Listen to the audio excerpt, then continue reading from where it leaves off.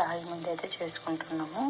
అందుకు ఒక చిన్న గ్లాసు స్టోర్ బియ్యం తీసుకొని దానికి 4 గ్లాసుల వాటర్ తీసుకుని అయితే ఇలా ఉడకబెట్టుకున్నాను.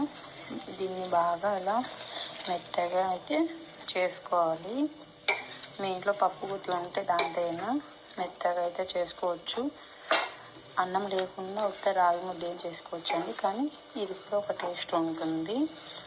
సో ఇలా మెత్తగా చేసుకున్న తర్వాత 1 కప్పు బియ్యానికి 4 కప్పుల పిండి అయితే తీసుకున్నాను. ఇది డైరెక్ట్ అలాగే వేయకుండా కొంచెం కొంచెం వాటర్ వేసుకొని కలుపుకొని అందులో వేసుకున్నాం.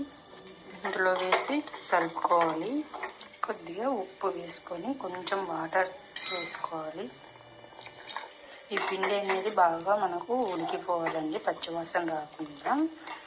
సో ఇందులోకి అయితే మనము చట్నీ అయితే తయారు చేసుకుందాం. అంతలోగా నేనైతే చింతపండు చట్నీ అయితే చేసుకుంటున్నానండి. దానికి పల్లీలు వేయించి పెట్టుకున్నాను.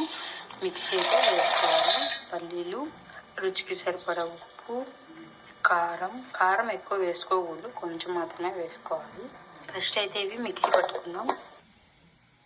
ఉల్లిగడ్డ వేసుకోవాలి. ముందుగా చింతపండు అయితే నానబెట్టుకోవాలండి. ఇది కూడా ఇందులో ఫస్ట్ చింతపండు ఒకటి వేసుకొని మిక్సీ పెట్టుకున్న తర్వాత ఆ వాటర్ కూడా వేసేసుకోవాలి.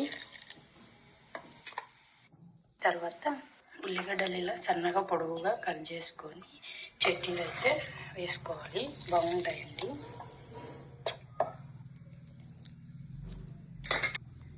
ఇలా అన్ని ముద్దలు చేసేసుకోవాలి. అంతే అండి, రాగి ముద్ద అయితే రెడీ అయిపోయింది. అందులోకి చింతపండు చట్నీ కూడా రెడీ అయిపోయింది. ఈ 2 దాంట్లో నెయ్యి వేసుకొని తింటే సూపర్ ఉంటుందండి. అంతే అండి వీడియో. By by.